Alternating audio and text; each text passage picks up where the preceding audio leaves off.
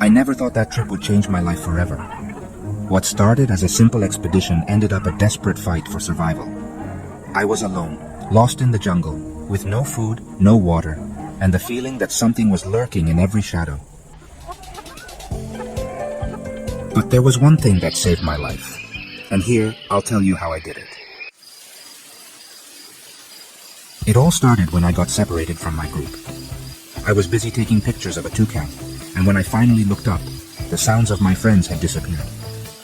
I walked in what I thought was the right direction, but every tree, every bush, every path looked exactly the same. The realization hit me hard. I was alone.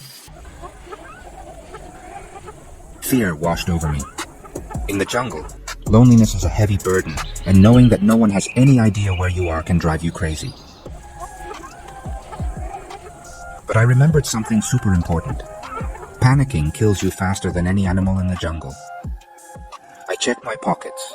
A small knife, a lighter that was almost empty, my phone with no bars, and a half-eaten protein bar. Nothing that would keep me alive for very long. I took a deep breath, trying to control the fear that was about to take over. I knew I wouldn't last long without water, so I focused on finding a nearby source. I walked along a stream, dodging tricky roots and hidden slopes. Finally, the silver flash of water between the trees gave me a moment to breathe, until I noticed something unsettling. Fresh tracks in the mud. They were big, with deep claw marks. I wasn't alone. The rustling of leaves behind me confirmed it. I turned slowly and saw it. A jaguar.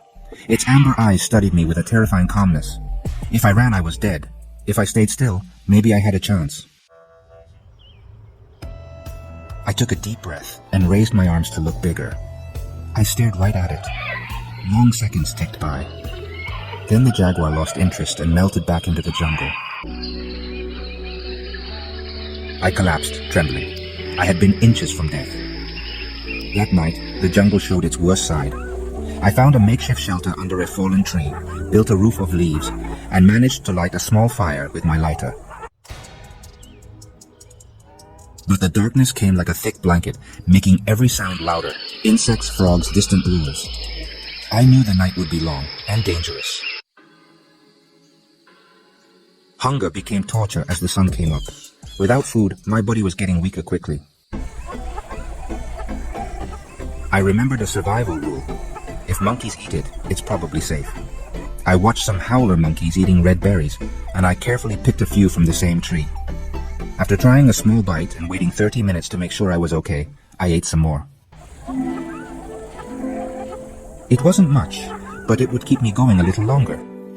On the third day, my mind started to play tricks on me. I thought I saw movement where there was none. I heard voices in the wind.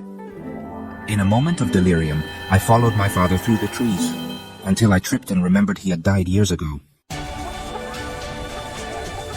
I was losing my mind.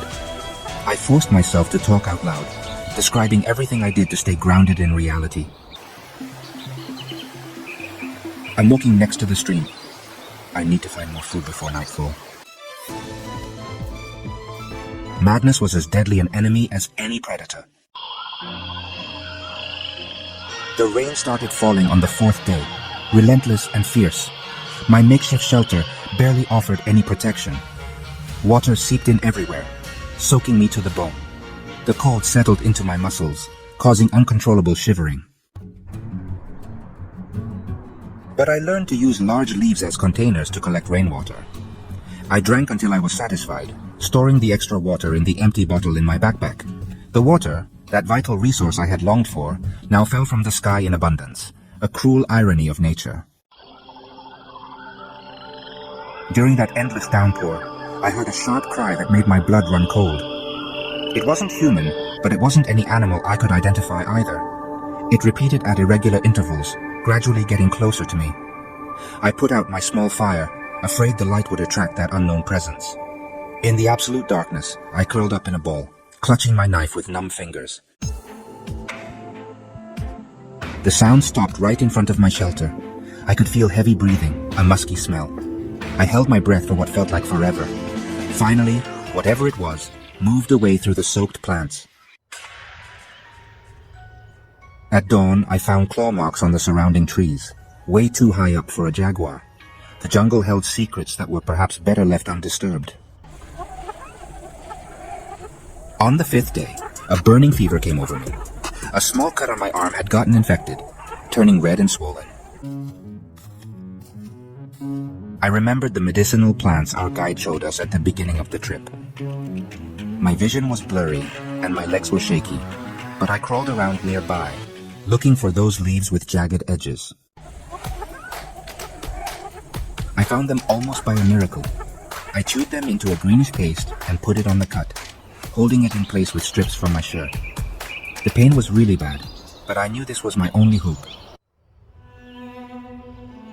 I raved for hours, trapped in feverish nightmares where the jungle came alive. The trees turned into creepy beings chasing me through endless mazes. I saw my expedition buddies calling me from far away, but their faces changed into scary masks when I tried to reach them. At some point, I thought I felt cold hands caressing my burning forehead, whispers in an unknown language. Was it real or a figment of my feverish mind? When I woke up, the fever had partially subsided. Next to me, I found fresh fruit that I didn't remember collecting. A shiver went down my spine. Had someone found me? Or something? The stories about uncontacted tribes in that region came back to me. Was it possible that they were watching me, sizing me up from the shadows? On the 6th day, I found traces of what looked like a trail. Faint but hopeful. I followed it carefully, stopping often to catch my breath. The trail led me to a clearing where I found something surprising. The remains of an abandoned camp. Torn canvas, rusted equipment, a half-burnt journal. The legible pages told of a scientific expedition from 2 decades ago, searching for a type of orchid with extraordinary medicinal properties. The last entry mentioned eyes that glow in the darkness and sounds that shouldn't exist. Using what I could from the camp, I found a working compass, a knife better than my little pocket knife, and miraculously, a first aid kit. The antibiotics were expired, but I decided to take them anyway. The infection would only get worse without treatment. I also found a partly burned map. It showed a big river a few miles from where I was. That night, as I camped near the remains of that forgotten expedition, I heard human voices. Whispers, muffled laughter, stealthy footsteps surrounding my position. "Hello? I need help," I yelled with what little strength I had left. The silence that followed was absolute, as if the entire jungle was holding its breath. Then a figure appeared from between the trees. An old man with weathered skin, tribal tattoos, and eyes that reflected ancient wisdom. He didn't say a word, just pointed in one direction with his carved staff, and vanished before I could react. At dawn, on the 7th day, I followed the direction given by that mysterious old man. The jungle became less thick, letting me move faster. My legs, weak from not eating enough and having a fever, felt like they would give out with every step.